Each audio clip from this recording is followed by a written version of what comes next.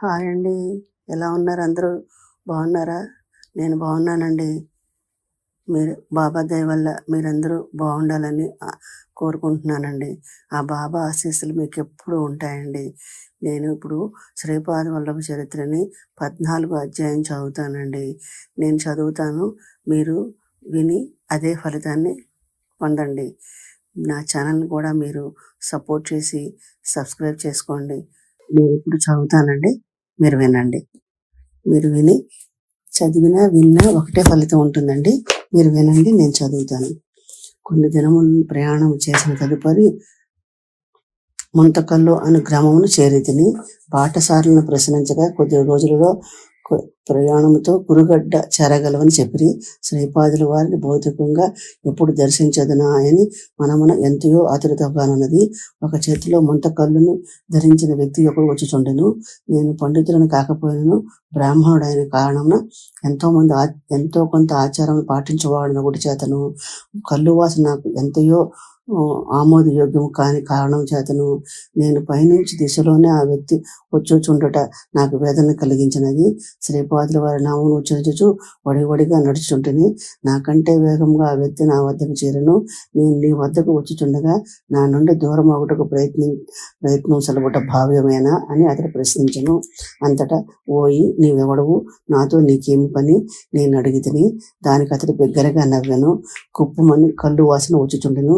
నేనెవడనో తెలుసుకొనుకుంటూ ముందు నీవెవడవో, ఎందుకు వచ్చితివో, నీ పైన ఎక్కడికో తెలుసుకొనుట యుక్తమనెను. కళ్ళు నమ్ముకుని వాడు కూడా ఈ ప్రాంతమందు వేద సంభాషణ చేయ సమర్థులు కాబోరు అనుకుంటుని. దారిని పోవు వారందరినీ అతడు బిగ్గరగా పిలిచి తన వద్దకు రమ్మనెను. ఎంతలో కొంత గుంపు అతడు చేరినది. ఆ కళ్ళు అమ్ముకుని వ్యక్తి, అయ్యా, నేను ఈ ప్రాంతంలో కళ్ళు తీసుకుని అమ్ముకుని వాడను, ధర్మబద్ధముగా జీవించవాడను. నాకు తాటి చెట్టే కల్పవృక్షము. నేను చెట్టునెక్కి కళ్ళు తీసుకొని వచ్చినంత వరకును ఈ బ్రాహ్మణుడు చెట్టు కింద నా కొరకు వేచి ఉండెను. నేను కళ్ళు తాగుటకు అలవాటు పడితేననియు చెల్లించుటకు తన వద్ద పైకం లేదనియు కాస్త కళ్ళు పోసి పుణ్యమును పొందవలసినది కోరెను. నేను వల్లే అంటిని. నేను కళ్ళు పోయుటకు సిద్ధపడినంతలో మనిషి సంచారం ఎక్కువగా ఉండదని గమనించి నలుగురు ఎదుట కళ్ళు తాగినచో తన బ్రాహ్మణత్వం కళంకం ఏర్పడనని వద్దనుచున్నాడు. నేను వాగ్దాన భంగం అనుసరించిన మహాపాపి నగుదును. మా కులస్తులకు ఇది అమృతముతో సమానమైనది, అంతటా అమూల్యమైనది. కళ్ళును బ్రాహ్మణుడు తాగుటకు పోసిన ఎడల విశేష పుణ్యం లభించును అని కదా అని ఆశతో ఉన్నాను. నా ఆశని బ్రాహ్మణుడు వమ్ము చేయుచున్నాడు. పూజ్యులైన మీరు ఈ బ్రాహ్మణునకు ధర్మోపదేశము చేసి నేను పాతకిని కాకుండా కాపాడవలసిందే అనెను. అచట ప్రోగుపడిన వారందరూ కళ్ళు తీసుకుని జీవించు గౌడ కులస్తులైనందున తమ సాటి కులస్తుని మాటను ఎక్కువ విలువనిచ్చరి. నాతో బలవంతంగా కళ్ళు తావించబడెను. తదుపరి వారందరూ తలా ఒక దారిలోనూ పోయిరి. నా కళ్ళు త్రావించిన ఆ విచిత్ర వ్యక్తి కూడా ఎటో పోయిను. నేను నా మనసులో ఉత్తమమైన బ్రాహ్మణ జనం ఎత్తి అవతార వరుణ్యునైన శ్రీపాదిని సందర్శనమునకు పోవచ్చు నీచమైన కళ్ళును సేవించితిని. నా బ్రాహ్మణత్వం మంట కలిసినది. పరమ పవిత్రులైన శ్రీపాదుల వారి ముఖమును ఎట్లు చూడగలను? నా కర్మ ఎట్లు కాలినది, ఇది బలీయమైనది. నా నుదుట ఈ రకముగా వక్రలిపిని లిఖింప మరో విధముగా ఎట్లు జరుగును అని కుమిలిపోసాగితిని. నాకు అడుగులు తడబడసాగిను. నా ముఖము నుండి దుస్సహమైన కళ్ళు వాసన వచ్చుచుండెను. శరీరంలో కొంత మైకము కమ్మినది.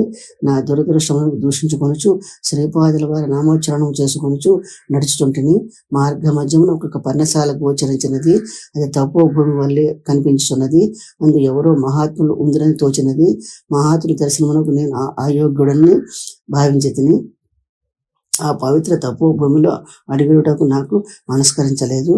అందునను కళ్ళు తాగిన ఈ స్థితిలో పవిత్ర ఆశ్రమ ప్రవేశం కూడా బహు నింద్యమని తలంచితిని. నేను నా దారిన పోవచుండ వెనుక నుండి ఓ వ్యక్తి చప్పట్లు చరుచుచు, ఓయి శంకరభట్టు, ఆగుము, నిన్ను తమ ఆశ్రమమునకు తోడుకొని రమ్మని దత్తానంద స్వామివారి ఆజ్ఞ అని పలికెను. దైవలీలకు ఆశ్చర్యపడి నేను ఆగితిని.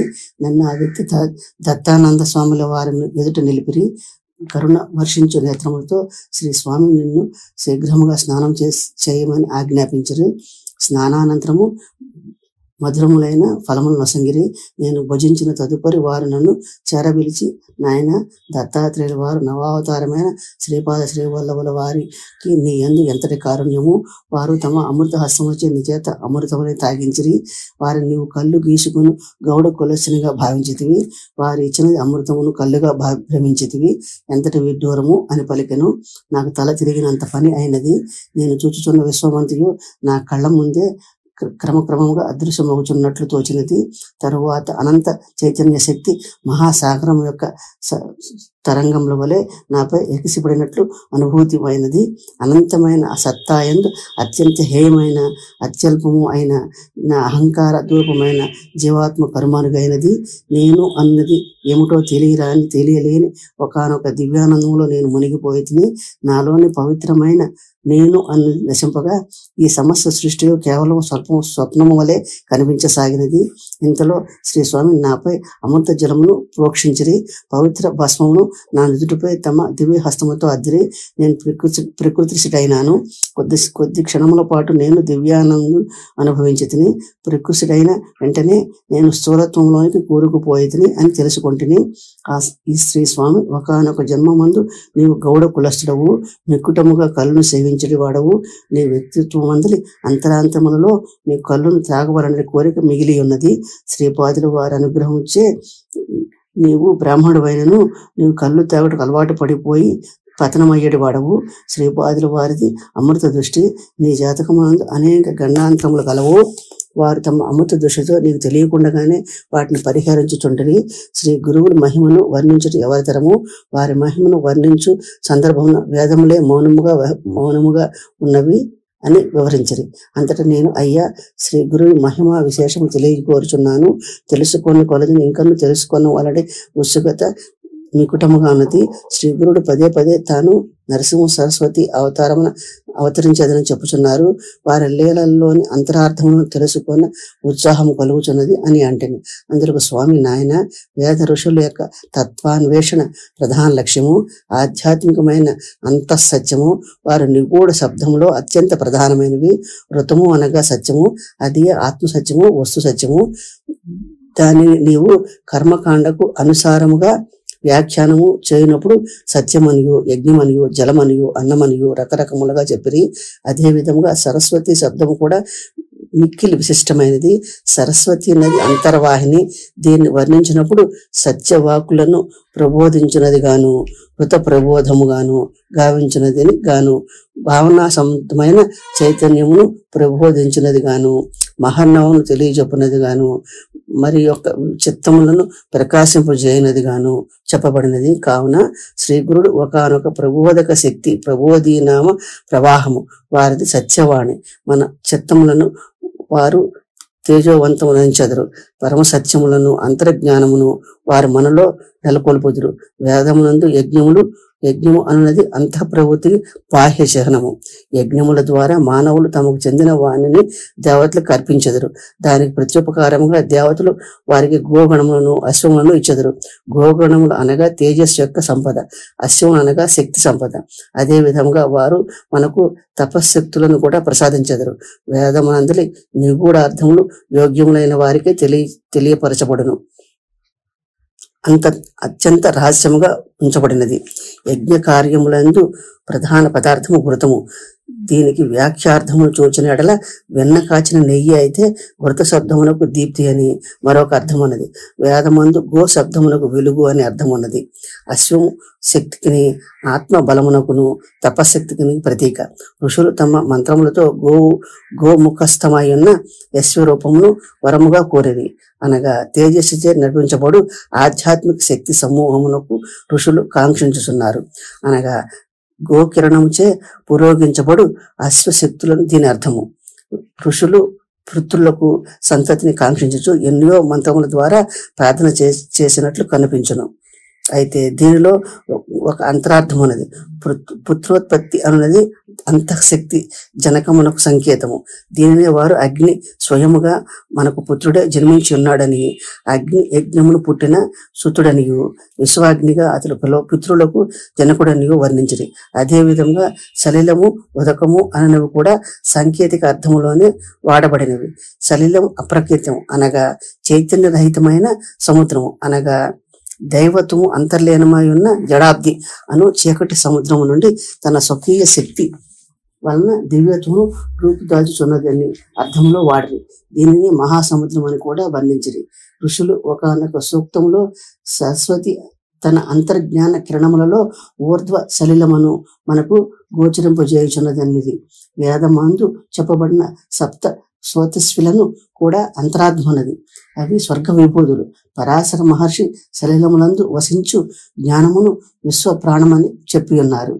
గోవులను హరించు దోపిడీ గాండ్రను వృతులని ధన్యులని పేర్కొంది. వృతుడు తేజస్సును అనగా గోవులను సలిలములను పరమ సత్యమును ఊర్ధ్వ చైతన్యమును ఆచ్ఛాదించి రహస్యముగా తన స్వాధీనమందు ఉంచుకొని రాక్షసుడు. అటువంటి నీచ కృత్యములు మనగూర్చునట్టి శక్తులే వృతులు. వీరే ధన్యులు, తపశ్శక్తులు, సత్యజ్ఞానం అన్వేషించువారు, ప్రబల విరోధులు అని వివరించరి. ఔదంబర వృక్షమునకు ఇచ్చిన వరములు. నరసింహ సరస్వతి అవతార వైశిష్ట్యము. నాయన శ్రీ మహావిష్ణువు హిరణ్యకశిపుని సంహరించుటకు ఔదంబర వృక్షము యొక్క కొయ్య స్తంభము నుండి నరసింహ స్వామిగా ప్రత్యక్షమై ప్రహ్లాదుని రక్షించను. ప్రహ్లాదుడు రాజాయను.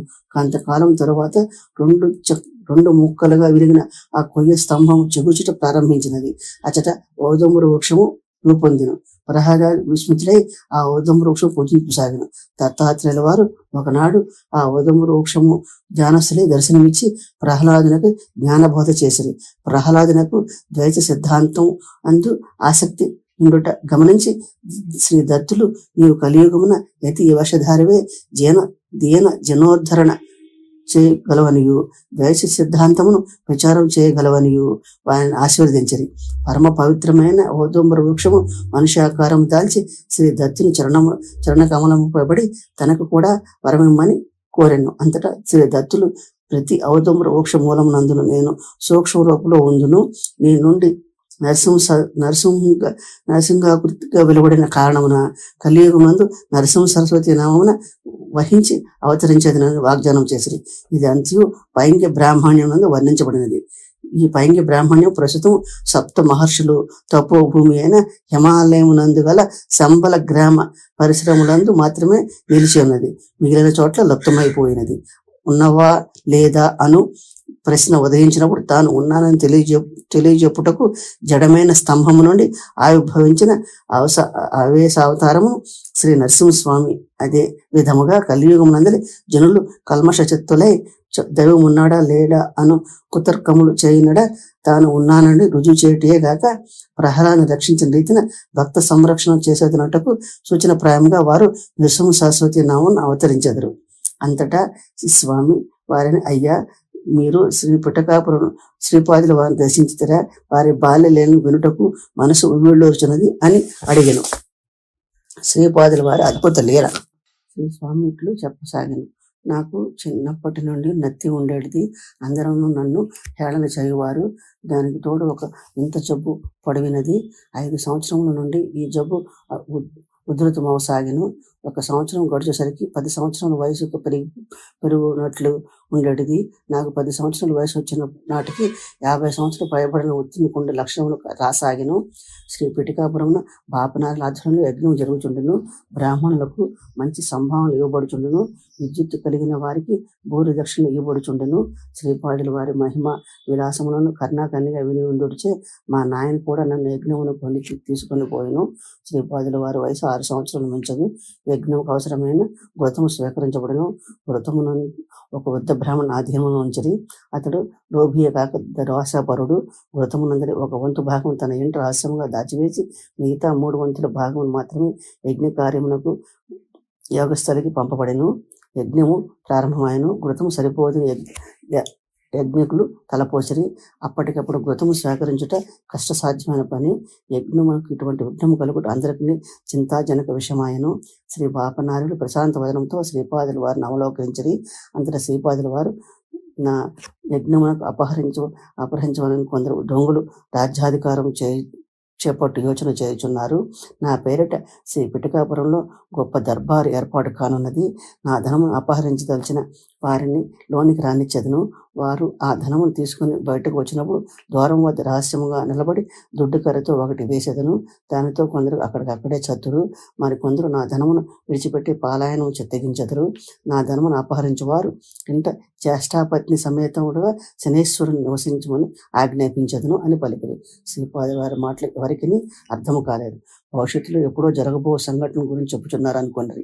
ఇంతలో శ్రీపాదుల వారు ఆ వృద్ధ బ్రాహ్మణుని పిలిచి, తాళపత్రంపై అమ్మ గంగామ్మ తల్లి, యజ్ఞ నిర్వహణకు అవసరమైన ఘృతమును ఇయ్యవలసింది. నీ బాకీని మా తాతగారైన వెంకటప్పయ్య సృష్టికి తీర్చగలరు. ఇది శ్రీపాదుల వారి ఆజ్ఞ అని వ్రాయించిరి. ఆ లేఖను వెంకటప్పయ్య సృష్టి గారికి చూపిరి. వారు అంగీకరించిరి. ఈ లేఖను తీసుకుని వృద్ధ బ్రాహ్మణుతో సహా నలుగురు పాదగయ తీర్థమునకు వెళ్ళిరి. ఆ లేఖను ఆ తీర్థరాజ్యమునకు సమర్పించిరి. తాము పట్టుకుని వెళ్ళిన పాత్రలోనికి నీటిని సంగ్రహించిరి. వేద మంత్రములతో ఆ నీరు యాగస్థలికి తేబడెను. అందరూ చూచుండగా ఆ నీరు ఘృతముగా మారెను. యజ్ఞము పరిసమాప్తమాయెను. అనుకున్న మాట ప్రకారము షష్ఠి అదే పాత్ర నుండిగా ఘృతమును పాదగయ తీర్థమునకు సమర్పించెను. ఘృతము పోయిచుండగా అది నీరుగా మారిపోయెను. మా నాయన నా దుస్థిని శ్రీపాదుల వారు వినింపగా, వారు కొంచెంసేపు ఆగుడు, మీ అబ్బాయి జబ్బు నివారించదును, నత్తిని కూడా పోగొట్టదును, ఒక గృహము దహనము కావలసి ఉన్నది, దానికి ముహూర్తము నిర్ణయించవలను అని. వారి విధానములు అనూహ్యములు. ఇంతలో వృద్ధ బ్రాహ్మణుడు వచ్చెను. ఘృతమును అపహరించినందులకు ఏమైనా కీడు వాటిల్లినా అని అతడు లోలోన చింతించుండెను. తన ఘృతమును అపహరించిన విషయమును శ్రీపాదుల వారి విన్నవించిన మంచిదేమో అని ఒకపరి యోచించుచుండెను. ఏదైనా శ్రీపాదుల దర్శనం వలన మంచిగా జరుగునని దృఢ నిశ్చయములకు వచ్చెను. అప్పుడు వారిద్దరి మధ్య రసవత్తరమైన చర్చ సాగిన. శ్రీపాదుల వారు, తాత, నీకు ముహూర్తము నిర్ణయించట్లో జట్టవు కదా, ఒక గృహమును పరశురాముడు ప్రీతి గావించుకోలేను, దానికి తగిన ముహూర్తము నిర్ణయించవలసినది అనేది. వృద్ధ బ్రాహ్మణుడు, గృహ నిర్మాణమునకు శంకుస్థాపనకు ముహూర్తములు ఉన్నవి కానీ గృహ దహనమునకు ముహూర్తములు ఉండవు అనేది. శ్రీపాదుల వారు, చౌర్యం చేయుటకు గృహ దహనములు చేయుటకును ముహూర్తములు ఎట్లు లేకుండాను. వృద్ధ బ్రాహ్మణుడు, అటువంటి ముహూర్తములు ఉన్నట్లు నేను వినలేదు. ఒకవేళ అటువంటి ఏవైనా వర్జములు దుర్ముహూర్తముల వంటి వర్జిత సమయాల్లో జరుగునేమో తెలియదు. శ్రీపాదుల వారు, ఆయన ఎడల ఇప్పుడు అటువంటి వర్జిత సమయమే జరుగుతున్నదా? వృద్ధ బ్రాహ్మణుడు, ఇప్పుడు ఖచ్చితంగా అటువంటి సమయం జరుగుతున్నది. శ్రీపాదుల వారు, తాత, ఎంత శుభవార్త చెప్పితివి. పరమ పవిత్రమైన యజ్ఞము కోసం సేకరించబడిన ఘృతము ఒక దూర్చుడు అపహరించును. అగ్నిదేవుడికి ఆకలి తీరలేదు. ధర్మబద్ధముగా తన చెందవలసిన ఘృతముతో పాటు ఆ ఇంటిని కూడా దహనం చేసి ఆకలి తీర్చుకొనిచున్నాడు. అగ్నిదేవుడు మాదానందముతో గంతులు వేయుచున్నాడు. శ్రీపాదుల వారి మాటలు వినినంతనే ఆ వృద్ధ ముఖము వివర్ణమాయను. కొద్ది సేపటిలో తన గృహము భస్మీపట్లమాయను. భస్మము గావించబడిన గృహము నుండి భస్మము తీసుకొని రావాల్సిందని ఆ వృద్ధ బ్రాహ్మణుని శ్రీపాదుల వారు ఆదేశించారు. శ్రీపాదుల వారు అనుగ్రహించి వరదానం చేయట్లోనూ, ఆగ్రహించి నష్టము కలిగించట్లోనూ సమర్థులను గ్రహించిన ఆ వృద్ధ బ్రాహ్మణుడు వినయముతో ఆ భస్మమును తీసుకుని వచ్చెను. భస్మము శ్రీపాదుల వారు నీరు గల పాత్రలో వేచి నన్ను తాగమని శ్రీపాదుల వారు ఆజ్ఞాపించరు. ఈ విధముగా 3 రోజుల పర్యంతమును చేయమనరు. మేము దాపనారులేంట అతిథులుగా ఉంటుంది. నా నతితో పాటు దేహమునందున్న విచిత్ర వ్యాధి కూడా నా నుండి తొలగిపోయాను. నేను స్వస్థుడనైతిని. శ్రీపాదుల వారు తమ దివ్య వరద హస్తమును నా మస్తకము పైనుంచి శక్తిపాతము చేసి ధన్యుని చేసిరి.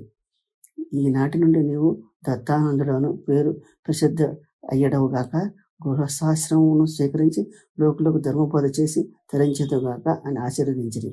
తదుపరి శ్రీపాదుల వారు, ఓయి, నీవుడును ఈ వృద్ధ బ్రాహ్మణును పూర్వజన్మన కలిసి వ్యాపారం చేయుచుండెడి వారు. వ్యాపారమునందు వైషమ్యములు పడవి ఒకరినొకరు హననము చేయుటకు ప్రయత్నించుచుండరి. ఒకనొక దినమున వృద్ధ బ్రాహ్మణుని ఇంటికి వచ్చి ప్రేమతో పాయసము తాగించితివి. ఆ పాయసము నందు నీ విషమును కలిపిన విషయం తెలియక ఆ వృద్ధ బ్రాహ్మణుడు ఆ పాయసము తాగి మరణించెను. నీకు తెలియకుండా ఆ వృద్ధ బ్రాహ్మణుడు అదే సమయంలో కొందరికి కావాలి వాండ్రను వినియోగించి నీ గృహం నిప్పండిప్పజేసెను. నీ గృహము భస్మమయ్యను. గృహమునందుల నీ భార్య కూడా సజీవ దహనం చెందెను. ఇంటికి వచ్చిన నీవు సర్వస్వాన్ని కోల్పోయినందుట గాంచి గుండె నొప్పితో మరణించితివి. నీవు గతంలో విషప్రయోగం చేసిన కారణం ఈ జన్మలో ఈ వింత వ్యాధి లోనైతివి. నీ గృహము పూర్వజన్మమున ఈ వృద్ధబ్రాహ్మణ దహనం చేయించిన కారణమున ఇతని గృహం ఈ జన్మమున భస్మీపట్ల గావించబడినది. మీ ఇరువురిని కర్మబంధం నుండి నా ఈ లీల ద్వారా విముక్తిని చేసిందని పలికిరి. శ్రీపాదుల వారి అనుగ్రహం పొంది నేను ఇంటికి తిరిగి వచ్చేతిని. వేదశాస్త్రములందు పండితులనైతిని. వృద్ధ బ్రాహ్మణుకు నరసింహవర్మ నూతన గృహం నిర్మించి ఇచ్చను. శ్రీపాదుల వారి ప్రమేయంతో మా ఇరువురి కర్మబంధములు విచ్ఛేదమవుటయే అనంత కాలమున ఇరువురకు మేలు మాత్రమే జరిగినది. వారి దివ్య లీలలు వృద్ధ బ్రాహ్మణులకు నూతన గృహం సిద్ధించను. నాకు వ్యాధి నశించి నత్తి కూడా పోయి పండితుడనైతిని. సాక్షాత్ కృష్ణ పరమాత్మ ఆధ్వర్యంలో జరిగిన కురుక్షేత్ర సంఘం యజ్ఞం అంటిదాయను. శివుడు లేకుండా చేయబడిన దక్ష యజ్ఞము రణరంగముగా రూపొందినది. ఇందులో ధర్మ సూక్ష్మం గుర్తించడం కూడా మంచిది. నాయన శంకర భట్టు సకల దేవతలను తేజస్ సంభూతులు, అతిథి అనంత రూపిణి. ఆమె సంతానమే దేవతలు. మానవుని ప్రవృద్ధికి పురోగమనమునకు వారే కారకులు. దేవతలు నరునికి తేజస్సునిచ్చేవారు. మానవుని ఆత్మపై దివ్య చైతన్య సంపదను వర్షించేవారు. వారు సత్య పోషకులు, దివ్యలోకమునకు నిర్మాతలు. మానవుల సంపూర్ణ మోక్షమునకు అవ్యాజానందమునకు విఘ్నములకు కలిగించు దుష్టశక్తులను జోడించువారు.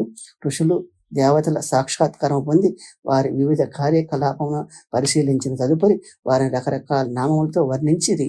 వేదముల యందు వాడబడిన పదములు విశేషార్థములు కలిగి ఉన్నవి. అశ్వమును శబ్దమునకు గుర్రము అని లౌకిక అర్థము అయితే, వేద ఋషులు మాత్రమే కొంత జడ చైతన్యమును మరికొంత చైతన్యమును ప్రదర్శించు ప్రాణమయ చైతన్యమునకు జాజాశక్తికి జీవశ్వాస శక్తికి అశ్వము సంకేతము. ఇది క్రియాయోగ రహస్యము. ఔషధములు, పశువులు మొదలైనవి జీవరాశులమైన వాగ్రూపంలో కూడా కేవలం మానవ బుద్ధిచే కల్పితమైనవిగానే కావు. ఇవి సజీవమైన జీవనోపచయ సంభూతులు. కొన్ని మూల బీజములు అనదగిన శబ్దముల వలన పుట్టినవి. ఇవి ప్రవృద్ధమైన జీవ నినాదములు. ఇవి ధాతువులు. అసంఖ్యాక సంతానమే బహుధ అభివృద్ధి పొంది విభిన్న వర్గములుగా విడిపోయి వేరువేరు జాతులు, వంశములు, కుటుంబములుగా వృద్ధి చెందినవి. పదములు సంప్యూహములందు ఒక్కొక్క దానిని ఒక మానస ప్రకాండము, మానసిక తత్వచరిత్ర కలదు. వేద ఋషులు పరిభాషలో భాషను మొదట కల్పించినది వాయువునకు అగ్నియును ఇంద్రుడు మాత్రము కాదు. ప్రాణేంద్రియముల ప్రవృత్తముల నుండి మనసు ఉద్భవించినది. మానవుని యొక్క ఇంద్రియముల సహచర్య ప్రతీకారములను అనుసరించి మాత్రమే మనోబుద్ధి నిర్మించబడినది. ఈ పరిణామక్రమ పద్ధతి ప్రకారమే ప్రాణేంద్రియములు చైతన్యములను అనుసరించి భాషా బోధన ప్రయోగము అనున్నది పరిణమించినది. నాయన, దేవతలందరూ మంత్రస్వరూపులు. ఈ జగత్తంతయు దైవాధీనమైనది. అటువంటి దేవతలు మంత్రాధీనములై ఉన్నారు. ఆ మంత్రములో సద్బ్రాహ్మణుల ఆధీనమై ఉన్నవి. అందుచేత బ్రాహ్మణులు భూమి మీద దేవతలై ఉన్నారు. శబ్దములు వాటి పుట్టుకలో సామాన్యంగా పంచేంద్రియములు చేత గ్రహించదగిన వెలుగు, గమనము, స్పర్శ, శీతోష్ణము, విస్తృతి, బల ప్రయోగము, వేగము, గమనము మొదలైనవి అత్యంత స్వల్ప పరిమితి గల ప్రాథమిక భావములను నివేదించుటకే మానవులకు ఉపయోగించబడును. అయితే అతని శేషము వికసించిన కొలదిను క్రమముగా భాషలో భావ వైవిధ్యములు, నిశ్చితత్వము పెంపొందును. అనగా అస్పష్టత నుండి విశిష్టమైన నిశ్చలత్వమునకు, భౌతికమైన అంశముల నుండి మానసిక అంశములు, వ్యక్త విషయముల నుండి అవ్యక్త భావనలు, ఈ విధముగా భాష అభివృద్ధి చెంది పురోగమించును. పవిత్ర గ్రంథ పఠనము విశేష ఫలదాయకము. నీవు శ్రీపాదుల వారి దివ్య చరిత్రను రాయటకు ఉద్దేశించబడినావు. నీవు దానిని సంస్కృత భాష యందు రచించినను అది కాలాంతరమున శ్రీపాదుల వారి మాతృభాష అయిన తెలుగున అనువదించబడినని. పారాయణ చోటకు కలుగు ఫలితం మాత్రం ఒకటే. శ్రీపాదుల వారి దివ్య చరిత్రమును ఎవరు ఎక్కడ పఠించినను శ్రీపాదుల వారు అతటే సూక్ష్మ రూపంలో ఉండి వినెదరు. దీనికి తార్కాణముగా ఒక కథ చెప్పేదను, సావధానముగా ఆలకింపు. శ్రీపాదుల వారు 7 వర్షముల ప్రాయం వారైరి. వారికి వేదోక్త ఉపనయనం జరిగినది. ఆ రోజుల్లో ఆ రోజులలో సంపన్న గృహస్థుల ఇండ్లలో ఇటువంటివి జరిగినప్పుడు ఎంతో సంభవం ఉండేది.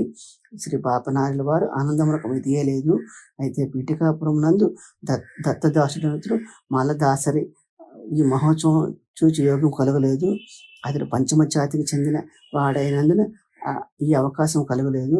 అతడు తన జాతి వారిని తన ఇంటికి ఆహ్వానించి దత్త చరిత్రమును వినిపించదని చెప్పాను. వారందరూ ఎంతో ఆసక్తిగా వారి ఇంటికి చేరేది. దత్తదాసు దత్త చరిత్రములు ఇట్లు చెప్పనారంభించను. పూర్వయుగం నుండి అనసూయ మాతకును అత్రి మహర్షికిని కుమారుడుగా అవతరించిన ఆ పరంజ్యోతి ఈనాడు కలియుగంలో శ్రీపాద శ్రీవల్లభ రూపమున మన పీఠికాపురంలో అవతరించెను. ఆ ప్రభువునకు నేడు ఉపనయనం జరిగిను. ఉపనయనానంతరము దివ్య తేజ విరాజితుడై తన ప్రభు భాషించుచుండెను. దీన జనోద్ధరణకై ఆ ప్రభువునకు నిత్య శ్రీరస్తు, నిత్య శ్రీమంగళమవుగాక. అంతకంటే శ్రీ గురుని గురించి చెప్పుటకు అతని వద్ద ఏ రకమైన పాండిత్యము లేదు. అతడు ఇదే కథను పదే పదే చెప్పుచుండెను. వినువారులు తన్మయులై వినుచుండ్రి. ఈ రకంగా 53 సార్లు జరిగిను. దత్తదాసుడిపై శ్రీపాదుల వారి అమృత దృష్టి పడినది. ఉపనయనానంతరము శ్రీపాదుల వారు అక్కడ ఉన్న బ్రాహ్మణులతో తాను మాలదాసరి ఇంటికి వెంటనే పోవలసి ఉన్నదండి. అంతటా పాపనారుల వారు శ్రీపాదుల వారిని కారణమడుగుగా విశుద్ధ అంతఃకరణమున దత్తదాసు నా చరిత్రమును వినిపిస్తున్నాడు. అతని ఒక పరి చెప్పినది ఒక అధ్యాయంగా భావించిన 53 అధ్యాయాలు పూర్తి అయినట్లు భావించవలను. నా చరిత్రలో 53 అధ్యాయాలు శ్రద్ధగా పూర్తిగా చేసిన వారికి ఇవ్వవలసిన సద్య ఫలితమును వెంటనే అతనికి ఇవ్వవలసి ఉన్నదని శ్రీపాదుల వారు అన్నారు. శ్రీపాదుల వారు దత్తదాసుని ఇంటికి పోటుకు బ్రాహ్మణులు అనుమతి ఇయ్యలేదు. అంతటా క్రోధావేశంతో శ్రీపాద వారు ఇట్లండ్రి, మీరు ఎవరినైతే పంచములని నీచ జాతి వారిని క్రౌర్యంతో అణిచివేయుచున్నారో వారి అందే నా కటాక్షం మెండుగా నుండును. రాబో శతాబ్దంలో వారు ఉన్నత స్థితి అందుంటురు. రాబో శతాబ్దంలో మీ బ్రాహ్మణులందరి అధికాంశములు సేవకావృత్తిని అనుసరించి ధర్మ భ్రష్టులు కర్మ భ్రష్టులు అయ్యేదురు. నా వచనములు శిలాశాసనములు వంటివి, వాటి యందు ఒక అంశమైనను మార్చుటకు వీలు ఉండదు. అయితే మీ బ్రాహ్మణ్యమునందు ఎవరైనాను ధర్మబద్ధములై జీవించుచు దత్తభక్తుని కలిగిన ఎడల వారి కంటికి రెప్పవలే కాపాడదను. శ్రీపాదుల వారు క్రోధావేశము జనకులు శాంతింప ప్రయత్నించిరి. కొల్లసేపటికి శ్రీపాదుల వారి శాంతిలైరి మౌనముగా ఉండేది. సరిగా అదే సమయంలో దత్తదాసుని శ్రీపాదుల వారు తమ దివ్య మంగళ స్వరూపముతో దర్శనమిచ్చను. వారు ప్రేమతో సమర్పించిన మధురములైన పండ్లను స్వీకరించను. వారిచ్చిన క్షీరమును ఎంతో ప్రేమతో గ్రోలిరి. వారు స్వయంగా తమ దివ్య హస్తముతో మిఠాయిలను పంచిరి. దత్తదాసుని ఉంటున్న ప్రతి ఒక్కరిని శ్రీపాదుల వారు ఆశీర్వదించిరి. నాయన శంకర భట్టు చూచిన వారు శ్రీపాదుల వారి దివ్య ప్రేమ, వారి భావనా మత సంతుష్టులు. వారికి కుల గోత్రాదులతో గాని మరే విధమైన భౌతికమైన విషయములతో గాని ప్రమేమీ లేదు. దత్తప్రసాదం అంత్యజులను సమర్పించిన భక్తితో స్వీకరించవలను. అలక్ష్యం చేసిన ఎడల కష్ట నష్టములు గురి అవుదురు. శ్రీపాదుల వారి భక్తులకు తెలిసిన 12 అభయ వాక్యములు. శ్రీపాదుల వారు దత్తదాసుని ఇంట పలికిన వచనములను శ్రద్ధగా ఆలకింపుడు. 1. నా చరిత్ర పారాయణ చేయబడు ప్రతి చోట నేను సూక్ష్మ రూపంలో ఉండును. 2. మనోవాకాయ కర్మల చే నేను అంకితమైన వానికి నేను కంటికి రెప్పవాలే కాపాడుదును. 3. శ్రీ పీఠికాపురం నేను ప్రతినిత్యము మధ్యాహ్న సమయం భిక్షను స్వీకరించేదను. నా రాక దైవ రహస్యం. 4. సదా నన్ను ధ్యానించేవారు కర్మలను అవి ఎన్ని జన్మాంతరముల నుండి ఉన్నవి అయినను వాటన్నిటినీ భస్మి పట్లము గావించేదను. 5. అన్నము రామచంద్ర అను అలమటించడం వారికి అన్నము పెట్టించో నేను ప్రసన్నుడయ్యేదను. 6. నేను శ్రీపాద శ్రీవల్లభుడను. నా భక్తులు అంటే మహాలక్ష్మి తన సంపూర్ణ కళ్ళతో ప్రకాశించును. 7. నీవు శుద్ధ అంతఃకరణ వానివేని నా కటాక్షం సదా నీ యందు ఉండును. 8. నీవు ఏ దేవతా స్వరూపమును ఆరాధించినను సద్గురుని ఆలంబనగా చేసుకున్నాను, నాకు సమ్మతమే. 9. నీవు చేయు ప్రార్థనలన్నీ నాకే చేరును. నీవు ఆరాధించు దేవతా స్వరూపం ద్వారాను నీ సద్గురు ద్వారాను నా అనుగ్రహం నీకు అందజేయబడును. 10.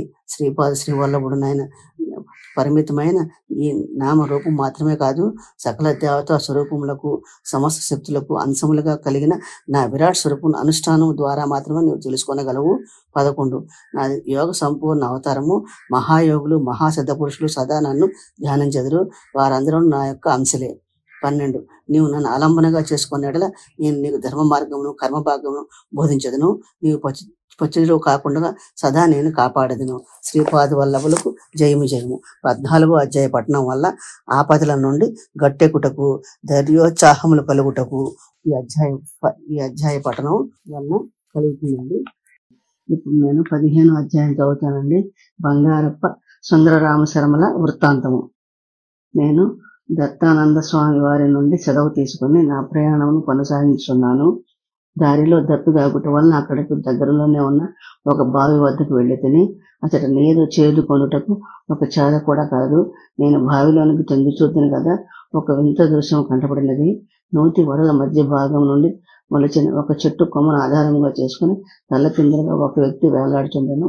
ఆ పరిచిత వ్యక్తి నన్ను ప్రేమతో శంకర భట్టు అని పిలిచెను. ఆశ్చర్యంతో నా పేరు మీకెట్లు తెలిసినది అడిగి తిని, అందులో అతడు నీ పేరు మాత్రమే కాదు, నీవు శ్రీపాద శ్రీవల్లభుల వారి దర్శనమునకు కురుగడ్డ విషయము నాకు తెలియను. నిన్ను కలుసుకున్న నిమిత్తమే నేను వేచి ఉన్నాను అని పలికెను. అతనికి నూతిలో నుండి బయటకు తీయటకు ఎట్లా అని నేను ఆలోచించసాగితే, చాదకున్న తాడు బలహీనమైనది. నా ఆలోచన పసిగట్టి నా పుణ్యపురుషుడు, ప్రాపంచిక బంధములతో సంసారి కోపమును పడిన మానవుడు నీవు బంధరహితుడవై నీ విచిత్ర యోగ ప్రక్రియలో ఆత్మానందమును ఉన్నవాడను నేను. నన్ను నీవు లేవనెత్తగలవు, నా అంతటా నేనే లేచేదను. మనకు శక్తి చాలనప్పుడు శ్రీపాదుల వారు దయతో శక్తిని అనుగ్రహించదురు అని అనేది. అట్లా అన్నట్టుగా తడవుగా కనురెప్పపాట్లో నా పక్కన ఉండేను. నేను సంభ్రమాశ్చర్యములకు లోనైతిని. అతడు ఎట్లు చెప్పసాగాను, నా పేరు బంగారప్ప, నీవు దాహము కొని ఉన్నట్లున్నావు, నేను నీ దెబ్బలు తీర్చేదను అని పలికి తక్షణమే చేదతో నీటిని తోడి తాను గడగడ తాగుచుండెను. విచిత్రంగా నా దాహం కట్టబడను. నేను ఆశ్చర్యపోయితిని. ఇద్దరము కలిసి ప్రయాణం చేయసాగితిని. అతడు ఎట్లు చెప్పసాగాను, నేను స్వర్ణకార కుటుంబములకు చెందినవాడను, మంత్రతంత్రములతో ప్రావీణ్యం సంపాదించువాడను. నాకు అయిష్టైన వారిని మంత్ర తంత్ర ప్రయోగంతో చేతబడి చేసి చంపగల సామర్థ్యం సంపాదించని, అభూత ప్రేత పిశాచాలతో సాన్నిహిత్యమును కూడా పొందితిని. శ్మశానంలో వివిధములైన కార్యకలాపములు చేసేవాడను. నా పేరు వినినంత జనులు గడగడలాడేవారు.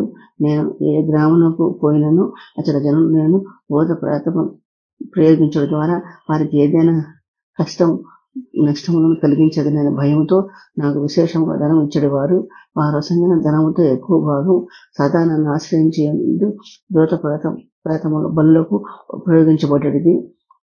సకాలంలో బలు సమర్పింపని ఎడల ఆ భూతము నాకే తీవ్ర హాని కలిగింపగలవు. నా ముఖములో సాధారణ మనిషిని పొందవలసిన ప్రసన్నతను లోపించి భూత ప్రేతములకుండు వికృత కళలను క్రూర స్వభావ లక్షణములను పెంపొందినది. నా సంచారంలో ఒకసారి పూర్వజన్మ పుణ్యవశమున పీఠికాపురమునకు వచ్చి తిని, పీఠికాపురంలో శ్రీపాదుల వారు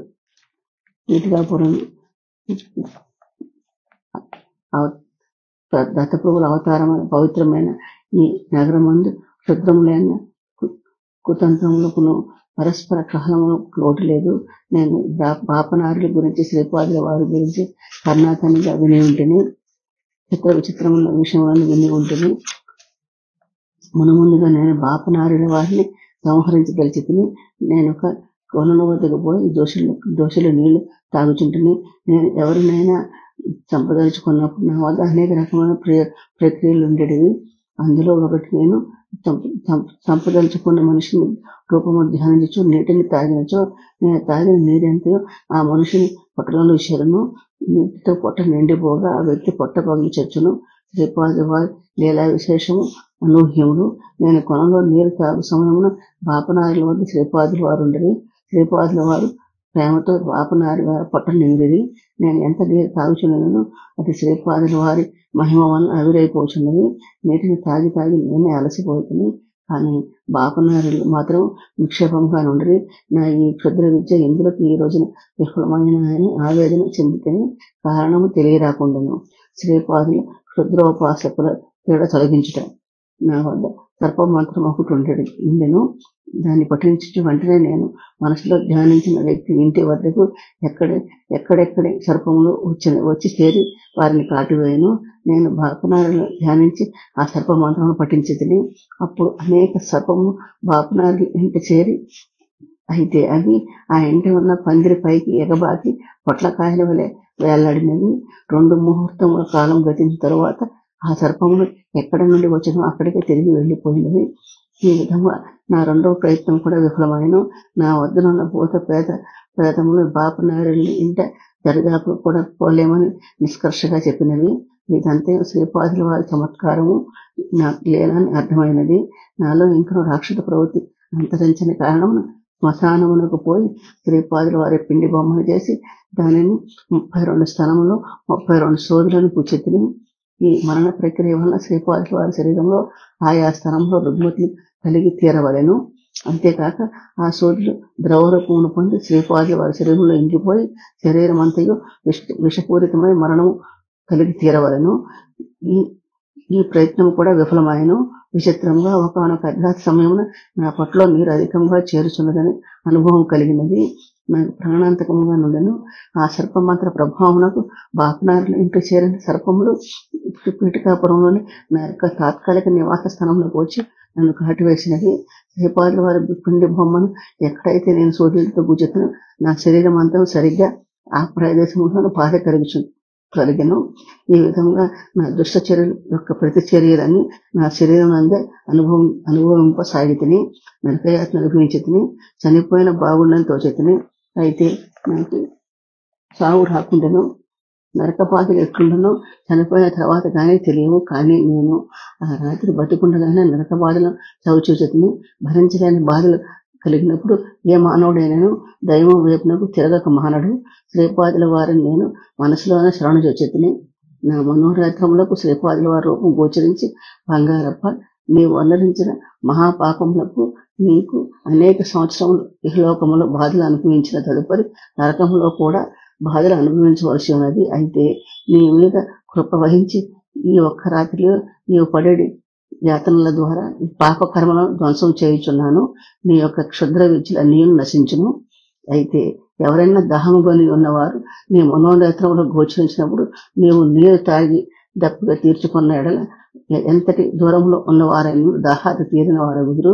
తలక్రిందులుగా వేలాడట అని ఒకనొక యోగ ప్రక్రియ కలదు. దాన్ని అభ్యసించినచో నీవు ఆనంద ప్రాప్తులు పొందగలవు. నేటి నుండి సాత్విక వృత్తిని అనుసరించి జీవింపు.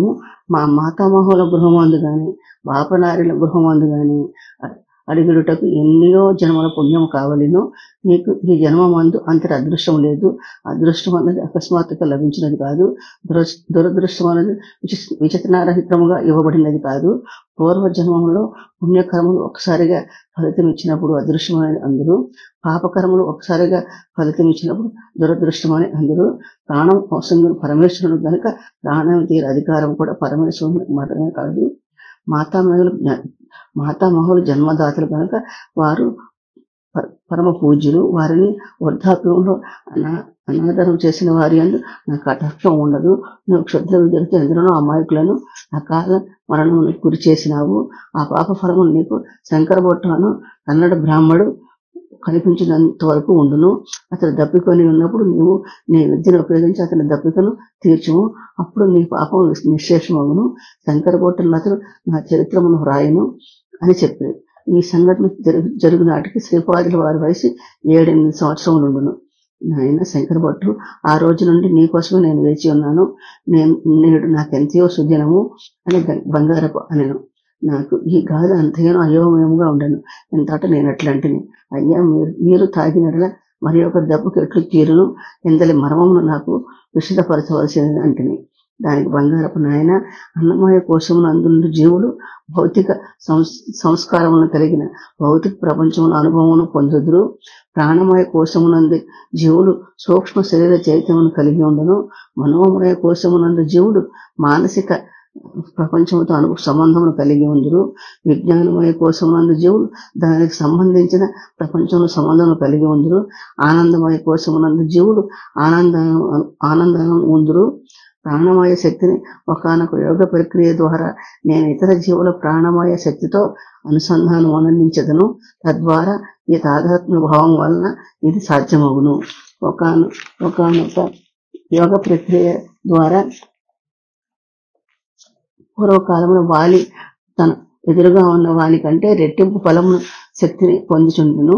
అందువలనే రాముడు వాలిని చెట్టుచాటు నుండి వధించెను. విశ్వామిత్ర మహర్షి రామలక్ష్మణులను బల అతిబల అను 2 పవిత్ర మంత్రములను ఉపదేశించెను. ఆ మంత్ర శక్తి వలన స్పందనల అనుగుణముగా ప్రాణశక్తిని సిద్ధపరుచుకునే ఎడల విశ్వాంతరాలమైన విశ్వశక్తిని తనలోనికి ఆకర్షించుకున్న వీలు కలుగును. శరీరము పరిశుద్ధమైన గాని ఆ శక్తి మన శరీరంలోనికి ప్రవేశించినప్పుడు విపరీతమైన బాధ కలిగితే కాక ఆ శక్తిని నిలుపుకొనలేనప్పుడు మరణము కూడా సంభవించును. పరిశుద్ధ క్రమంలో మానవ శరీరములు 12 దశల్లో కలవు. శ్రీరామ శరీరం 12వ దశకు చెందినది. దత్తుని శరీరం 12వ దశకు కూడా అతీతమైనది. అందువలన దత్తావతారులైన శ్రీపాదుల వారి అందు అనంత శక్తి, అనంత జ్ఞానము, అనంత వ్యాపకత్వము సహజసిద్ధముగా నుండును అని చెప్పాను.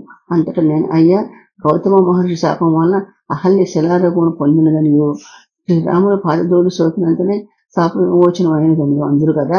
ఆమె నిజముగా శిలారూపమును పొందినా లేక అందులో ఏదైనా రహస్యార్థమునుగా అని ప్రశ్నించను. అంతటా బంగారప్ప, మంచి ప్రశ్నే అడిగితివి. అహల్య యొక్క ఛాయారూపంతో ఇంద్రుడు సంబంధం కలిగి ఉండను. ఈ విషయం తెలియక క్రోధావేశంతో గౌతముడు అహల్య శిలకమ్మని శపించను. అంతటా అహల్య గౌతముని, ఓ తెలివి మాలిన ముని, ఎంత పని చేసేటివి అనేను. గౌతములోని తెలివి నశించి పిచ్చివాడే అనేక దివ్య స్థలములను సందర్శించుతూ శివానుగ్రహం వలన స్వచ్ఛత నొందెను. చైతన్య పరిణామ క్రమంలో శిల ప్రధాన స్థానంలోనిది. దానిలోని ఆత్మ నిర్జీవ స్థితిలో నుండును. శిలలో కూడా అనేక జాతులున్నవి. ఒకనొక శిలలోని ఆత్మ ఆ శిలలో కొన్ని సంస్కారములను పొందుతున్నది. ఆ అనుభవముల ద్వారా మరి ఒక జాతి శిలలో ఆత్మ ప్రవేశించును. ఖాళీగా ఉన్న ప్రథమ శిలలో మరొక ఆత్మ ప్రవేశించును. ఏ ఆత్మ ఏ శిలలో ఎంతకాలం ఉందనుటకు కేవలము యోగ దృష్టి కలవారికి మాత్రమే తెలుసుకున్న వీలు కలుగును. ఒకనొక శిలలో ఒక ఆత్మ ఉండగా ఆ శిల 2గా ఖండించబడిన అనుకునము. ఖండించబడిన శిలలో ఒక ఆత్మ ఉండగా మరి ఒక ఖండములో మరి ఒక ఆత్మ ఉండి కొన్ని అనుభవములను పొందును. ఇవి ఏ రకమైన అనుభవములను పొందుచున్నవని వాటికే తెలియదు. అయితే శిలావస్థలో ఉన్నప్పుడు ఆ ఆత్మ అపరిచితమైన బాధను అనుభవించును. వాటికి జీవం లేదు కానీ బాధ అనుభవం మాత్రం ఉండును అని వివరించను. జీవులకు వివిధ యోనుల ఎందు కలుగు యాతనల వివరణ. అంతటా నేను, అయ్యా, జీవం ఉన్నప్పుడే కానీ కదా బాధ కానీ సుఖము కానీ అనుభవం అయ్యేది. అటువంటిప్పుడు నిర్జీవమైన పదార్థంగా ఉన్నప్పుడు అపరిమిత వేదన ఎట్లు సాధ్యపడును అని ప్రశ్నించను. అంతటా బంగారప్ప, జీవాత్మ పరమాత్మలో కలిసి ఉన్నప్పుడు బ్రహ్మానందం అనుభవించును. అది వాక్కుతో వివరించడానికి వీలు కానిది, మనసుతో తెలియరానిది. అదేవిధంగా జీవాత్మ శిలలో ఉన్నప్పుడు బ్రహ్మానందమునకు పూర్తి విరుద్ధమైన మహాదుఖం అనుభవించును. అది కూడా వాక్కులో వివరించటకు సాధ్యము కానిది, మనసులో తెలియరానిది. అనగా ప్రాణం మనం లేనప్పుడు అనుభవించబడే మహా దుఃఖం అది. అనేక శిలలో ఈ ఆత్మ పరిభ్రమించుచు తెలియరాని, ఊహించరాని ప్రాణరహితమైన మహా దుఃఖములను అనుభవించుచు లోహంలో ప్రవేశించును. నానావిధ లోహములలో అది సంచరించచ్చు నిద్రాణ స్థితిలో నున్న ప్రాణమును అనుభవించును. ఒకనొక లోహంపై దానికి సరిపడిన విషపూరిత పదార్థములు పూసినవనుకును. దానిలో నున్న ప్రాణము నిద్రాణ స్థితిలోనే బాధను అనుభవించి ఆ లోహమును విడిచి మరో లోహంలోకి ప్రయాణించును. లోహ జాతులలో తాదాత్మ్యం నుండి ఆత్మ పరిణామ క్రమంలో వృక్షములలో ప్రవేశించును. ఇది వరకు నిర్జీవ పదార్థముగా ఉన్నప్పుడు నిద్రాణమై ఉన్న ప్రాణము ఇప్పుడు చైతన్యవంతమై నిటారుగానో వాలుగానో ఉండవలనని సంకల్పమును కలిగి ఉండును. అయితే దృఢత్వమునకు ఏర్పాటైన వేళ్లు భూమిలోనికి చొచ్చుకొని పోయి దానిని పరిణామమునకు వీలు కలుగును. ఆత్మ ఈ విధంగా అనేక రకముల వృక్షజాతుల్లో ప్రవేశించి అనేక అనుభవాలను పొందుచు సగం జీవన సహితముగాను సగం జీవన రహితముగాను ఉండే స్థితి నుండి వెలువడి క్రిమి కీటకాలుగా పరిణతి చెందును. ఈ దశలో చలనము కావాలన్నది దాని సంకల్పం నెరవేరును. ఈ విధంగా అనేక క్రిమి కీటకాదులుగా అనేక సంస్కారాలను పొందుతూ మత్స్య రూపమును పొందును. ఆ తర్వాత పక్షి రూపమును పొందును. అనేక రకముల పక్షుల రూపమును అనుభవమును పొందిన తరువాత 4 కాళ్ళు కలిగిన జంతువుగా జన్మించును. జంతువులలో పరమ పవిత్రమైన గోజన్మను పొందును. మానవులకు తల్లి వలె క్షీరమును సంగుట చేత తనకు తెలియకుండానే పుణ్యం సంపాదించును. వృషభ రూపములో ఆహార ధాన్యముల ఉత్పత్తిలో సహకరించే పుణ్యం సంపాదితమగును. తరువాత జన్మమునందు మానవ శరీరమును పొందును. సంస్కారముల వలన ఆలోచన కలుగును. అవి చేతలుగా మారును. ఈ విధంగా పుణ్యకర్మలు పాపకర్మలు చేయబడుచుండును. సాధన పదమున సప్తభూమికల విచారణ. మానవుడు తన పరిణామ క్రమంలో సప్త భూమికల ఎందుండును. మొదట భూమికి ఎందు స్థూల దేహేంద్రియములు, సూక్ష్మ దేహేంద్రియములు ఏకకాలంలో ఉపయోగపడును. రెండవ భూమిక ఎందు సూక్ష్మ శరీరేంద్రియములో సూక్ష్మ ప్రపంచానుభవం పొందుచు చిన్న చిన్న మహిమలను చేయగల సామర్థ్యమును పొందును. మూడో భూమిక ఎందు సూక్ష్మ శరీరంతో సుదూర ప్రాంతములకు ప్రయాణం చేయగల శక్తిని పొందును. 3-4 భూమికల మధ్య వశీకరణ కేంద్రం ఒకటి ఉన్నది. వశీకరణం లోనైనప్పుడు ఏ స్థితిలో ఉంటే అదే స్థితిలో ఉండిపోవడం జరుగుతుంది. గౌతముడు అహల్యను శపించినప్పుడు చాలా దిగ్భ్రాంతికి లోనైనది. అప్పుడు ఆమె తాను శిలా చైతన్యంలో ఉన్నట్లు భావించుకున్నది. ఆమె శ్రీరామ దర్శన పర్యంతము వరకు అదే స్థితిలో ఉండిపోయింది. అహల్య శరీరము శిలాస్థితిని పొందలేదు. ఆమె మనసు మాత్రమే ఆ స్థితిని పొందినది. అంటే 3-4 భూమికల మధ్య ఉన్న వశీకరణ కేంద్రంలో ఉండిపోయినది. శ్రీరాముని పాదధూళి సోకగానే ఆమె మనోపుష్పం వికసించనారంభించినది. ఆమె తిరిగి తన సహజ స్థితిని పొందినది. 4వ భూమికకు చేరిన ఆత్మకు అత్యంత విస్తారమైన యోగశక్తులు లభించును. తమ యోగశక్తులను లోక కళ్యాణము అంతరాత్మ ప్రమోదానుసారము వినియోగిస్తే పై స్థితులలోకి పోయే వీలుంటుంది. అట్లుగాక పాపకార్యం నిమిత్తము తుచ్చమైన స్వార్థ ప్రయోజనాల కోసము ఈ శక్తులను వాడితే పతనావస్థ చెంది శిలా చైతన్యంలోకి పడిపోవటం జరుగుతుంది. ఆ తర్వాత అనేక వేల జన్మలెత్తిన గాని మానవ జన్మలోకి అడుగుపెట్టే అవకాశం ఉండదు. 5వ భూమికలో ఉన్నవారు సంకల్ప జ్ఞానులు, 6వ భూమికలో ఉన్నవారు భావ జ్ఞానులు. సంకల్ప జ్ఞానుల దైవ సాక్షాత్కారం కోరుతూనే ప్రాపంచిక కార్యక్రమాలను కూడా సాగిస్తారు. భావ జ్ఞానులకు ప్రాపంచిక కార్యకలాపం జాస్తి చాలా తక్కువగా ఉంటుంది. 7వ భూమికలో ఉన్నవారు పరమాత్మ యందుండే అనంత స్థితి యొక్క జ్ఞానమును పొందగలుగుతారు అని తెలియపరచను. అవతార పురుషులకు సాధకులకు గల వ్యత్యాసము. బంగారపు చెప్పిన మాటలు ఆలకించు తదుపరి నా మనసులో కొన్ని సందేహములు కలిగినవి. వాటిని తీర్చుకునే నిమిత్తం ఇట్లా ప్రశ్నించుతుంది. అయ్యా, జీవులకు మాత్రమే పరిణామ క్రమం ఉందా, లేక అవతారములకు కూడా ఇవి వర్తించునా? అంతట బంగారప్ప, అవతారముల కాలానుగుణ్యముగా వచ్చుండును. మానవుడు భగవంతుడైన ఎడల సమర్థ సద్గురు పిలువబడును. దైవము మానవుడిగా వచ్చిన ఎడల అవతారమగును. మత్స్యము నీటిలో వడిగా పరిగెత్తగలదు. పూర్వం నీటిలోనూ భూమి మీద వడిగా ఉండగలదు. వరాహము కూడా ఖడ్గముఖము, భూమి మీద వడిగా పరిగెత్తగల జంతువు. నరసింహము మృగములతో శ్రేష్టమైనది. సింహం ముఖాకృతిలో మిగిలిన భాగము మనుష్య రూపంలోనూ ఉన్న అవతారము. యాచనా ప్రవృత్తిని గల తమోగుణ ప్రధానముగా వచ్చినది వామావతారము. రజోగుణ ప్రధానంగా వచ్చిన పరశురామ అవతారము. సత్వగుణ ప్రధానముగా వచ్చినది రామావతారము. త్రిగుణములకు అతీతమైన నిర్గుణ తత్వం ప్రధానముగా వచ్చినది కృష్ణావతారము. కర్మ ప్రధానముగా వచ్చినది బుద్ధావతారము. సమస్త సృష్టిలోని ఏకత్వనందలి అనేకత్వనందలి ఏకత్వమును తన యందే నిలుపుకొని వచ్చిన అత్యంత అద్భుతమైన అత్యంత విలక్షణమైన యాగావతారము శ్రీపాద శ్రీవల్లభుల అవతారము. శ్రీపాదుల వారికి రుణానుబంధము లేని యోగ సంప్రదాయములు గాని మతములు గాని ధర్మములు గాని సృష్టిలో లేనే లేవు. శ్రీపాదుల వారి స్థితి ఎంతటి ధీమంతులకైనా గోచరం కానిది. వారికి వారే సాటి. అన్ని సిద్ధాంతములకును అన్ని సాంప్రదాయములను వారి యందు సమన్వయం చెందును. ఈ సృష్టికి అంతటికి ఆది బిందువు అంచె బిందువు వారే. స్పందనశీలమైన ఈ జగత్ వ్యాపారం అంతయును పర్యవేక్షించినది, సంకల్పించినది, గతి నొందించినది వారే. ఇది నిగూఢమైన దైవ రహస్యము. సప్త ఋషులకే అంతుపట్టని వారి స్థితిని నేనేమని వర్ణించగలను. నాయన శంకర భట్టు, నీవు ధన్యుడవు. వారి అవ్యాజ కారుణ్యమును పొందగలిగిన వారే ధన్యజీవులు, అన్యజీవులు, వ్యర్థజీవులు అని చెప్పాను. సత్కర్మ దుష్కర్మల ఫల వివరణ. అయ్యా, నాకు ఒక సందేహం కలదు. సమస్త కర్మలకు ప్రబోధకులు వారే అయినప్పుడు లోకములో కొందరని మంచివారుగాను కొందరని చెడ్డవారుగాను పుట్టించిన ఎలా అని నేను అడిగితిని. దానికి బంగారప్ప పెద్దగా నవ్వి, నాయన, నీవు మంచి ప్రశ్న అడిగితివి. సృష్టి అంతయును ద్వంద్వముల సాయం చేతనే ఏర్పడినది. మృత్యుభయం లేకపోతే కన్న తల్లి కూడా బిడ్డను ప్రేమించజాలదు. వేదములలో పురుష శబ్దము ఆత్మ అనే అర్థములో వాడబడినది, అంతేగాని పురుషాధిక్యతను సూచించు అర్థములో కాదు. మానవ ధర్మములకు జంతు ధర్మములకు ఎంతటి వ్యత్యాసం కలదో మానవ ధర్మములకు దేవతా ధర్మములకు కూడా అంతే వ్యత్యాసం ఉండును. ద్వంద్వములే లేకున్నా వికాసము గాని పరిణామము గాని సాధ్యం కాదు. భగవంతుడు సర్వశక్తిమంతుడని ఎడల అన్నియును మంచి శక్తులు మాత్రమే వారి యందు కలవని అర్థము కాదు. నీవు ఈ ప్రపంచంలో చూచడి మోసము, దగ, దౌర్జన్యం వంటివి కూడా ఆ సర్వశక్తిలో ఒక భాగమే. దుఃఖం ఉన్నది కలిగిన సుఖం కోరుచున్నాము. దుఃఖము గురించిన జ్ఞానం లేనిదే సుఖానుభవం అన్నది తెలియరాదు.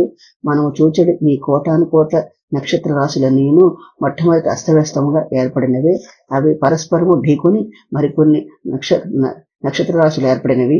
ఆ విధముగా అనేక సార్లు ఏర్పడిన తరువాత ప్రస్తుతం మనకు దృగ్గోచరమవుతున్న సువ్యవస్థితమైన నక్షత్ర రాశులు ఏర్పడినవి. మన సౌర కుటుంబమునందలి గ్రహములు సువ్యవస్థితమైన కక్షల్లో సూర్యుని చుట్టూ తిరుగుతున్నవి. సూర్యునికి ధ్రువుడు ఆధారము. ఈ రకంగా పరస్పర ఆకర్షణ వికర్షణలో సృష్టి నడుచుతున్నది. పరమాత్మైన ఆకర్షణ కలిగిన వాడు ఆస్తికుడే సత్కర్మలను చేయుచున్నాడు. వికర్షణ కలిగిన వాడు నాస్తికుడే దుష్కర్మలను చేయుచున్నాడు. ఆస్తికులకు నాస్తికులకు వారే ఆధారము. సత్కర్మలకు దుష్కర్మలకు కూడా వారే ఆధారము. ఈ సృష్టి లీలలో ఏదీనూ స్థిరము కాదు. నీవు ఈనాడు ఎవరిని సత్పురుషులుగా అనుకొనుచున్నావో వారు కొన్ని జన్మల్లో దుష్కర్మం ఆచరించిన వారే. అందువలనే ఈ జన్మలో ధర్మ తత్పరులై ఉన్నాను వారికి దుఃఖము తప్పుటలేదు. అటులనే దుర్మార్గులు సుఖమును అనుభవించక కూడా వారి పూర్వజన్మ కొత్త పుణ్య ఫలానుభవం కానీ వేరే కాదు. సామాన్య పాపమును గాని పుణ్యమును గాని వెంటనే ఫలితం లేవు. అయితే తీవ్రమైన పాపమును గాని మహాపుణ్యము గాని చేసిన ఎడల శీఘ్రముగానే ఫలించును. మానవుడు ఏ విధముగా నడుచుకున్న ఎడల సుఖము జీవించుచున్ననో సద్గ్రంథములు తెలియజేయుచున్నవి. మంచి పని చేయుట గాని చెడు పని చేయుట గాని వానికి పరిమితమైన స్వేచ్ఛ ఇవ్వబడినది. అధర్మం మితిమీరి ధార్మికులకు దిక్కు తోచల స్థితిలో ఉన్నప్పుడు పరమాత్మ తన మాయ చేత అవతరించుచున్నాడు. కావున తావు పుట్టుకలు లేని దైవము అవతారమును గురించి మానవుడిగా మన మధ్య నుండుట అద్భుతమైన విషయం అని చెప్పింది. మహారాజునకు గర్వభంగము. పిఠికాపురమున సంస్థానమైన రాజు ఒక్కొక్క పర్యాయము మారువేషంలో తిరిగి ప్రజల స్థితిగతులను తెలుసుకునేవారు. ఒకరోజు మహారాజులకు శ్రీపాద వల్లభ దర్శనం చేసుకునే కోరిక కలిగినది. వెంటనే తమ భటులను అప్పలరాజు శర్మ ఇంటికి పంపెను. ఆ తాకీదు సారాంశం ఏమనగా శీఘ్రముగా శ్రీపాదుల వారిని తీసుకుని అప్పలరాజు శర్మయు బాపనారుల వారిను కోటలోనికి మహారాజు వారి సుముఖమునకు రావలసిందని అవమానకరమైన ఈ ఆహ్వానం శ్రీపాదుల వారు తిరస్కరించింది. అప్పలరాజు శర్మ కూడా కోటలోనికి వెళ్ళటకు ఇష్టం లేదు. బాపనారుల వంటి మహాపురుషులు అంతరాత్మ ప్రేరణ ఉన్నగాని ఇటువంటి చోటుకి పోరు. బాపనారుల వారు శ్రీపాదుల వారితో నాయన బంగారు కోటలోనికి వెళ్ళటకు నీకు అభ్యంతరమా అని ప్రశ్నించింది. దానికి శ్రీపాదులు తాత ఆ మహారాజు నాకు భక్తి లేదు, నా దర్శనం అంత సులభమైనది కాదు అనేను. శ్రీపాదుల వారి భటులతో మీ మహారాజునకు నన్ను చూడవలనన్న స్వయంగా ఇచ్చటకు రావచ్చును. అతడు కేవలము ఈ సంస్థానమునకు మాత్రమే రాజు. నేను ఈ సృష్టికి అంతటిను రారాజును చక్రవర్తిని. నేను సమస్త భువనములకు సార్వభౌముడను కనుక నా వద్దకు వచ్చినప్పుడు వట్టి చేతులతో రారాదు, నజరానా కూడా తీసుకుని రావాలను. రాజు నన్ను గురువుగా భావించిన గురుదక్షిణ కూడా తీసుకురావాలను అని ఖరాఖండిగా చెప్పింది. శ్రీపల్లవులు సమస్యను సృష్టించడంలో బహునేర్పరి. అదేవిధంగా సమస్యలను పరిష్కరించడంలో కూడా బహుచతురులు. మహారాజునకు ఆగ్రహం కలిగిన రాగల పరిణామమునకు కూర్చి బాపనారుల వారు అప్పలరాజు శర్మయు వెంకటప్ప శ్రేష్ఠియు నరసింహవరములు యోచన చేయుచుండ్రి. భటులు తెచ్చిన ఈ వార్తను విన్న మహారాజు క్రోధంతో ఊగిపోయాను. నేను తలుచుకున్న ఆ బడుగు బాపనారులు బతుకులేమగునో తెలియజెప్పేదిగాక నేనంతటి శక్తిమంతులను వారు ఎరుగలేదు అని రాజు బిగ్గరగా అరిచను. ఆ అరుపు అరిచిన వెంటనే అతని శక్తి యావత్తు బయలువెడలి నిర్వీరుడయ్యను. శోష వచ్చి కింద పడిపోయాను. పరిచారకులు సేవలు చేసి ఆయనను అతనికి నీరసముగా నుండెను. ఇంతలో తన మనోనేత్రములకు వికార స్వరూపము గల స్త్రీమూర్తి గోచరించను. నేనే శక్తిని నీలో గురుకుచున్నాను అరుచుతూ అతనిలోనికి బలవంతంగా ప్రవేశించను. ఆ శక్తి ధాటికి తట్టుకొనలేక అతను ఎముకలు చూర్ణం అయినట్లు అనుభూతి కలిగను. వెంటనే నాలో నుండి వెళ్ళిపో అని అతను హీన స్వరంతో అరిచను. ఇదిగో వెళ్ళిపోవచ్చునని అరుచుచో ఆ శక్తి మహాధాటితో బయటకు పోయాను. ఈ రకంగా పోయినప్పుడు రాజు నరకయాతన అనుభవించను. ఈ రకముగా శక్తి ప్రవేశించుటయు శక్తి బయలువెడటయు జరుగుతుండెను. ఈ రెండు ప్రక్రియల ద్వారా అతని నరకయాతన అనుభవం అవుతుండెను. రాజ పురోహితులైన చంద్రరామ శర్మకు భట్ల ద్వారా వర్తమానం అందించబడను. వారు స్వయంభూ దత్తునికి అర్చన చేసి తీర్థమునిచ్చిరి. దత్తుని విభూతిని నొసటకు పెట్టుకొనమని తదుపరి శరీరంలోని శక్తి రాకపోక నిలిచిపోయాను. అంతట శర్మ ఇట్లనను, మహారాజా చూచినారా నా అర్చన యొక్క శీఘ్ర ఫలము. మీరు శ్రీపాదుని దర్శనమును కోరి అది మీకు వ్యర్థము. వారి ఇంట కాలాగ్ని సమన దత్తుమూర్తి ఉన్నాడు. పూజా విశేషమున బలరాశర్మకు చిన్న చిన్న శక్తులు సిద్ధించినవి. బాపనాయుడు మంత్రానుష్ఠానము ఏవో కొన్ని శక్తులను పొంది ఉన్నారు. వెంకటప్పయ్య శ్రేష్ఠి వైశ్యుడు మంచి వస్తువులు నకిలీ వస్తువులుగా తర్కం చేసే చౌకగా కొనగలడు. వస్తువును నకిలీ వస్తువులను మంచి వస్తువుగా నమ్మించి విక్రయం చేయగలడు. ఆ అద్భుత కల్పనలతో అద్భుత శక్తులను శ్రీపాదుల వారు అన్వయించి భజన చేయుచున్నాడు. నరసింహవర్మ సుశిక్షితుడైనను మూర్ఖుడే శ్రీపాదుని దత్తావతారమని పలుకుచున్నాడు. మీరెంత మాత్రము చింత పొందవలదు. మా అనుష్ఠానం చాలా గొప్పది. మహారాజు అంతటి వారు ఆజ్ఞాపించిన రానందులకు ఎన్ని గుండెలు. ప్రభువుల వారు బలవంతంగానైనా శ్రీపాదునిచ్చటకు తీసుకుని రాగలరు. ఈ మాటలు ముఖస్థుతులు విన్న రాజు నీరసంగా బలవంతంగా వారిని ఇచ్చుటకు రప్పించడానికి నాకు కలుగు లాభమేమి, పైపెచ్చు నాకు అపకీర్తి మిగులును. శ్రీపాదుల వారి వద్ద కొన్ని క్షుద్ర ఉజ్జలు ఉన్నట్లు నాకు అనుమానంగా ఉన్నది. నా పైన శ్రీపాదు శక్తి ప్రయోగం చేసినాడు. లేకపోయినా ఈ శక్తి నా శరీరంలో రాకపోకలు సాగించినలా. దీనికి మీరు తరుణోపాయం చూపవలను. మీరు మా కుల పురోహితులు, మా శ్రేయస్సును కాంక్షించువారు అని పలికెను. అంతటి శర్మ ఇట్లనెను, మహారాజా, దత్తపురాణమును బ్రాహ్మణుల చేత పారాయణ చేయవలను. స్వయంభూ దత్తుడికి అర్చనలు చేయవలను. బ్రాహ్మణ సమారాధన చేయవలను. భూరి దక్షిణను నొసంగవలను. అష్టాదశ వర్ణముల వారికి అన్నదానం చేయవలను. ఈ విధంగా చేసినట్టుగా దత్తుడు ప్రసన్నుడవును. శ్రీపాదిని ఆట కట్టును. శుద్ర శక్తులు బాధ నివారణమగును. రాజపురోహితుని కోరిక మేరకు రాజు కావలసిన ఏర్పాట్లన్నింటినీ చేయించను. పిఠికాపురం అంతయును అడవులు కలవు. పిఠికాపురం చోర భయం చేస్తే దత్తపురాణము పారాయణ చేసేటి రోజు నుండి నగరంలో దొంగతనములు విస్తారంగా జరుగుతుండను. రాజు వాటిని అరికట్టుట్లో విఫలుడాయను. రాజునకు పీడకళ్ళు కూడా జాస్తి ఆయను. కొండనాలకు మందు వేసిన ఉన్ననాలకు ఊడిపోయిన విధముగా బాధలు మికుటం అవసాగను. రాజునకు తన పితృడు స్వప్న దర్శనమయ్యసాగిరి. బక్క చెక్కిన దేహములతో అవురావురు మన అన్నము కోసం పడిగాపులు పడి పిచ్చకాళ్ళ వలె ఉండిరి. ఏమిరా నాకు శ్రాద్ధ భోజనం పెట్టుటలేదేమి? మేము ఈ పితృదేహములతోనే ఉండవలెనా? మాకు ఇంకా సద్గతులు లేవా అని ప్రశ్నించిరి. మీకు శాస్త్రోక్తంగా శ్రాద్ధ కలాపములు చేయుచున్నానని రాజనెను. నీవు చేయుచున్నావు సరే, అవి మాకు అందుటలేదు. అనుష్ఠానవంతుడైన బ్రాహ్మణుడు మంత్రపూర్వకంగా కర్మకలాపము నిర్వహించినప్పుడు అది మాత్రమే శ్రాద్ధం పెట్టువాడు. శ్రద్ధాభక్తితో శ్రాద్ధం పెట్టినప్పుడు మాత్రమే అవి పితృలకు సద్గతిని కలిగించును అని పితృలు రాజుతో అంది. కన్నులు మూసినన్ను తెరిచినన్ను పితృల యొక్క ఈ గోలతో అర్థనాథములతో రాజునకు రాత్రి సమయం ముందు నిద్రయే లేకుండాను. పులి మీద పుట్ర అన్నట్లుగా రాజుగారి పెళ్లి కావలసిన కుమార్తె భూత బాధ కలిగిన జుట్టు విరబోసుకుని వికటహాసం చేయుచు ఇంట్లోని వస్తువులను అవతల పారవేయుచుండెను. భోజనమును కూర్చున్నప్పుడు అన్నములో పురుగులు ధారాళముగా కనిపించుండెను. ఉన్నట్లుండి వస్త్రములను నిప్పంటించుకొనుచుండెను. అన్నదానము జరుగు చోటుకి రాజు వచ్చి వీక్షించినప్పుడు దీనముగా హీనముగా కుసించిన దేహములతో ప్రేత కళ్ళతోనున్న తన వంశంలోని గతించిన స్త్రీలు పురుషులు కనిపించసాగింది. రాజ పరిస్థితి చాలా దమనీయంగా ఉండెను. సుందరరామ శర్మ ఇంటి కూడా ఇట్లాంటి పరిస్థితులు కనిపించుండెను. సౌమ్య మనస్కు అయిన అతని ఇల్లాలు ఉన్నటువంటి వంట పాత్రతో అతని నెత్తిన మోదుచుండెను.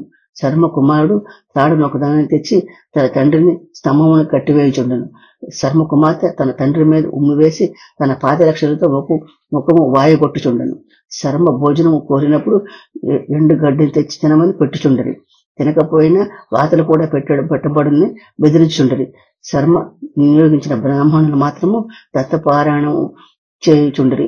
పారాయణానంతరం వారి భోజనం చేసిన తదుపరి భూత పేత పిశాచములు యథేచ్ఛగా ఇంట తిరగాడుచు భయభ్రాంతులు చేయుచుండెను. కొందరు స్త్రీలు వికృతముగా నవ్వుచు, నీవు ఏ రాజునకు పురోహిత్యం చేయుచున్నావో ఆ వంశంలో పై తరముల వారు పరాయి స్త్రీలను మాతృ సమానంగా ఎంచక బలవంతంగా అనుభవించింది. ఆ స్త్రీలు ఎవరో కాదు, మేమే. మా భర్తలతో మేము సుఖముగా సంసారం చేసుకోలేక మహా అపరాధములను చేసిరి. మేము ఈ రాజవంశం మీద పగ తీర్చుకోదలిచితిమి. మీరు మాకు పిండ ప్రదానం చేసినంత మాత్రాన మాకు సద్గతులు ఏమీనూ కలగలేవు. రాజద్రవ్యమును పొంది భూరి రక్షణను పొంది ద్రవ్యశుద్ధి లేని ఆ ద్రవ్యములకు అధికారులైనారు కనుక మేము మీ కుటుంబంలో వారిని వేధించదలిచితిమి అని పలుకుచుండ్రి. పారాయణ చేయ బ్రాహ్మణులకు సుందరరామచరంకు మహారాజును కూడా భయభ్రాంతులై దత్తపారాయణ చేసిన శుభఫలము సిద్ధించినని విన్నాము, కానీ ఇది ఏమీ విపరీతము. ఈ పురాణ పఠనం వలన శంకరుడు ప్రసన్నుడై తన భూత పేత పిశాచ గణములతో కరాళ నృత్యము చేయుచున్నాడు.